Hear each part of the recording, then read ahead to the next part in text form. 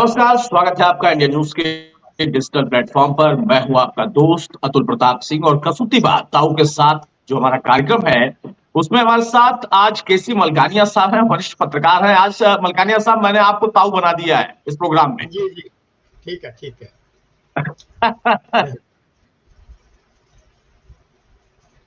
बड़ौली साहब का बयान भी आया कि कई विधायकों के टिकट काटे जा सकते हैं मौजूदा, और बहुत सारे लोग हैं कतार में लगे हुए, चाहे बीजेपी हो या फिर कांग्रेस हो। खासतौर से मैं बीजेपी को लेकर जब चर्चा कर रहा हूं तो वहां पर जी बड़ौली जी साहब का ये बयान कितना महत्वपूर्ण हो जाता है आपके लिए, और इसको मैं जरा जोड़ूंगा इसको लोकसभा चुनाव में उत्तर प्रदेश में, खास तौर पर कि वहां पर योगी नाराज थे। योगी ने बकायदा 20 लोगों के नाम दिया था, 20-25 लोग थे कि इनका नाम है, इनको आप टिकट मत दीजिए, लेकिन उनको अनदेखा किया गया और वो नुकसान उत्तर प्रदेश में देखा। हरियाणा में तो हमने देखा ही देखा, लेकिन अब जब विधानसभा का चुनाव हरियाणा में है तो प्रदेश अध्यक्ष का बयान कितना बड़ा हो जाता है और उसके क्या मायने हैं? देखो, ये तो बात बड़ी क्लियर है कि इस बार जो है भारतीय जनता पार्टी ने आरएसएस की अनदेखी की है। पहले राष्ट्रीय स्वयंसेवक संघ जो था वो भाजपा को गाइड करता था और चुनावों में उनकी पूरी मदद करता था, परंतु इस बार राष्ट्रीय अध्यक्ष जेपी नड्डा जी ने ये बयान दे दिया कि हम स्वयं चुनाव लड़ने के सक्षम हैं और हमें आरएसएस के सहयोग की इतनी जरूरत नहीं है।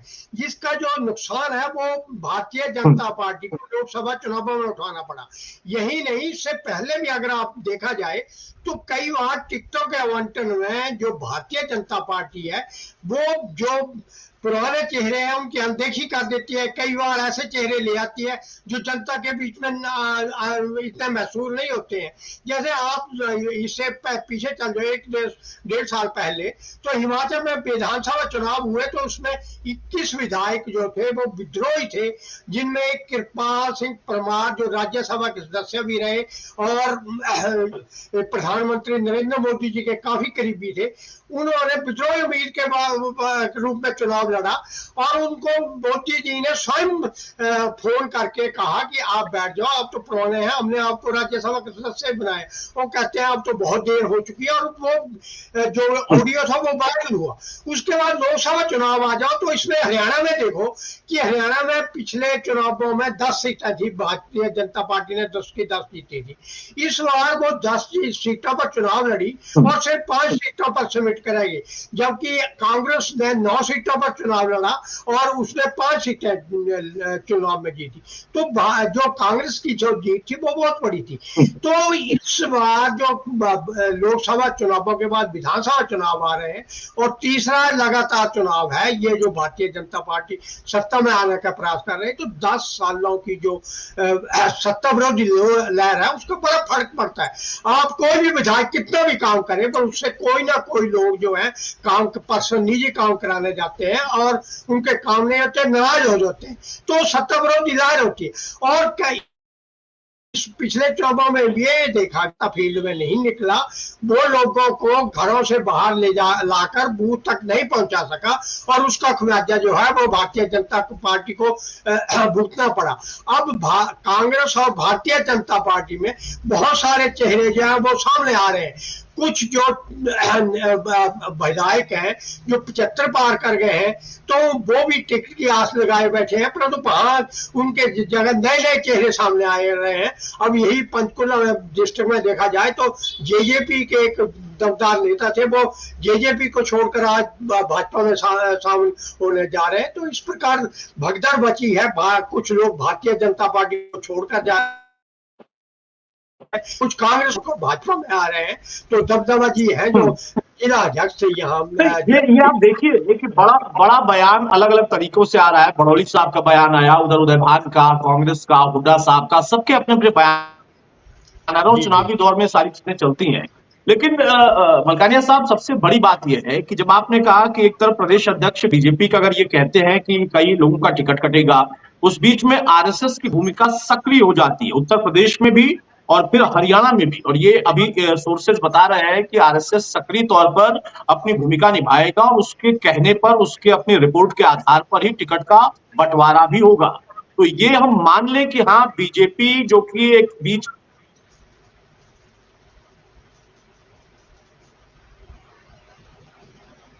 ऐसा अलग है, हम अलग है, हमें एक बड़ी पार्टी में किसी की जरूरत नहीं है, एक बार फिर से एहसास हो गया कि आरएसएस की जरूरत है और आरएसएस सक्रिय भूमिका निभाएगा?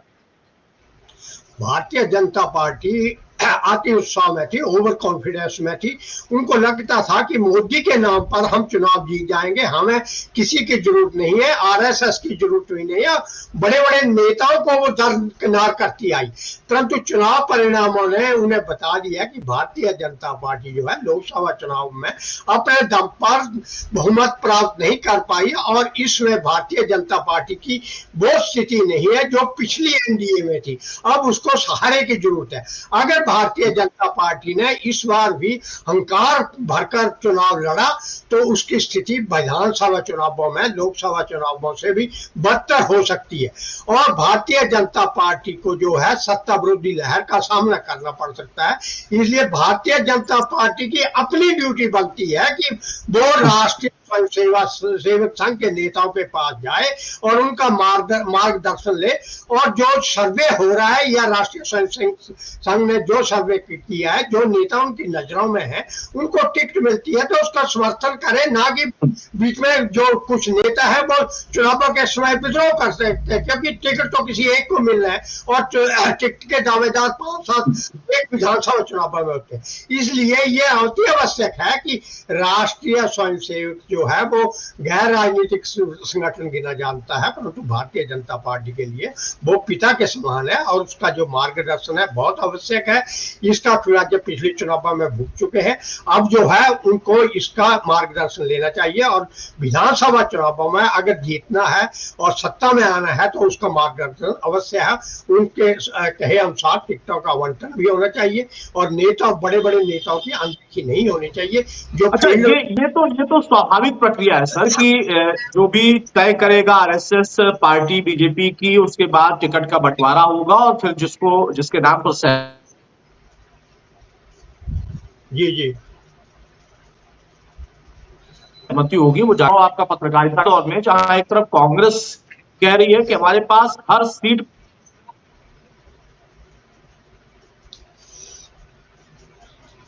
पे उनका दावा है, लेकिन बीजेपी में अगर टिकट कटता है और फिर वितरण होता है टिकट का तो इसका फायदा बीजेपी को मिलेगा, नुकसान हो जाएगा, क्योंकि बहुत लोगों की अपनी जो राजनीतिक महत्वाकांक्षाएं हैं वो भी उफान मारती है। नहीं, ये तो सही है कि जिसका टिकट कटता है वो नाराज तो होता है, परंतु उसको अपना भविष्य भी देखना होता है। जब उसे पता है कि मेरी जो है जनता विधानसभा में जनता के बीच में जो है वो अपना दबदबा खत्म हो चुका है, लोग मुझसे नाराज हैं, तो अगर उसका टिकट कटता है और किसी नए को टिकट मिलता है तो उसका समर्थन करना चाहिए। हो सकता है थोड़ी बहुत नाराजगी चलती है और जो नाराजगी चलती है वो थोड़े दिनों तक चलती है, चुनाव जब तक मतदान होता है तब तक दूर हो जाती है। पर कई बार जो हठधर्मी होते हैं वो कहते हैं कि मैं नहीं जीतूंगा तो भारतीय जनता पार्टी का दूसरा उम्मीदवार भी नहीं जीतेगा, तो उसका नुकसान अवश्य होता है। तो इसीलिए भारतीय जनता पार्टी के दूसरी कांग्रेस पार्टी में भी ऐसा है, परंतु कांग्रेस पार्टी उत्साहित है, लोकसभा के चुनावों को देखकर उत्साहित है। पिछले चुनावों से इस चुनावों में जो उसकी सीटें बढ़ी है उससे भी उत्साहित है। तो इसलिए कांग्रेस को में जो नेतृत्व की दौड़ है उसमें भले ही शैलजा जी है या हुड्डा जी है और भी नेता है, सुरजेवाला भी है और ये चंद्रमोहन जी भी है, वीरेंद्र जी है, कई नेता है, परंतु लगता है कि इस बार जो है वो हाई कमान जो है वो हुड्डा की मानेगा। वो पहले मुख्यमंत्री रहे और हुड्डा के हिसाब से टिकटों का वितरण होगा और जो हुड्डा जी है वो जो विद्रोह होगा उसको काफी हद तक दबा लेंगे और दूसरे जो विद्रोही नेता है, शैलजा है, दूसरे हैं, उनको भी साथ चलकर मिलकर चलना पड़ेगा।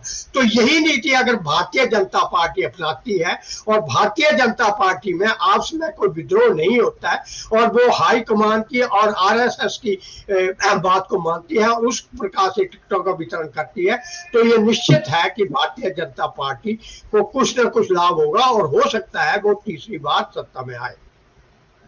अच्छा, एक चीज और मैं जानना चाहूंगा, आपने जैसा बताया कि आरएसएस की भूमिका अगर सक्रिय हो जाती है तो संकेत क्या मिल रहे हैं, बदलाव कैसा हो सकता है? ये माने कि हाँ इस बार पूरी तौर पर आरएसएस और संगठन के हिसाब से वितरण होगा। वो जब हम उत्तर प्रदेश की तुलना करते हैं तो वहां पर कहा गया कि आदित्यनाथ जो कि मुख्यमंत्री है, मान जी, उनके हिसाब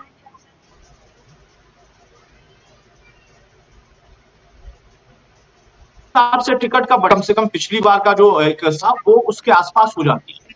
क्या अगर हरियाणा में ये प्रयोग आरएसएस और पार्टी संगठन करता है तो ये फ्रूटफुल होगा? आपको लगता है कि हाँ, मौजूदा परिस्थितियां ऐसी हैं कि ये सफल हो जाएगा? देखो, जैसे उत्तर प्रदेश में आपने देखा था कि आदित्यनाथ योगी के विरुद्ध जो था वो लहर थी चुनावों के बाद, उनके विरोध में लोग क्या पार्टी के नेता उतर आए, उसके दो डिप्टी सीएम जो थे उनके बरखिलाफ चले गए। परंतु भारतीय जनता पार्टी में कैडर बेस नहीं, पार्टी लेकिन है, अभी तक भी उनको मानते हैं, इसलिए जो उप मुख्यमंत्री है वो भी उनके साथ आ गए। तो इस प्रकार हरियाणा में भी ऐसा होगा कि वो मिलकर चलेंगे और मिलकर चुनाव लड़ेंगे। उनके खिलाफ, लेकिन पब्लिक जो है, आम जनता जो है,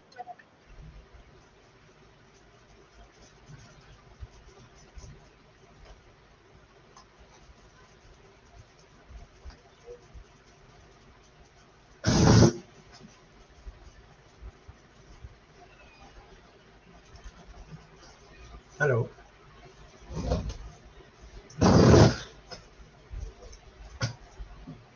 जी मलकानिया साहब, जी जी, देखो जो यूपी में जी मैं है यही कह रहा था कि आम जनता का जुड़ाव योगी के साथ था।